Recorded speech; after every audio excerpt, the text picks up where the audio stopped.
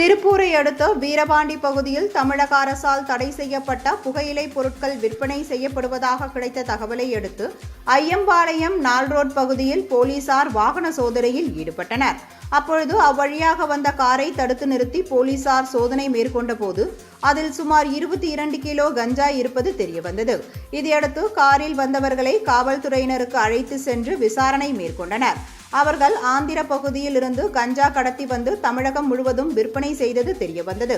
இதையடுத்து திருநெல்வேலி பகுதியை சேர்ந்த சஞ்சய், ஆகாஷ், திருவள்ளூர் பகுதியை சேர்ந்த 3 சிறுவர்கள் என மொத்தம் 5 பேரை போலீசார் கைது செய்து நீதிமன்றத்தில் ஆஜர்படுத்தினர்.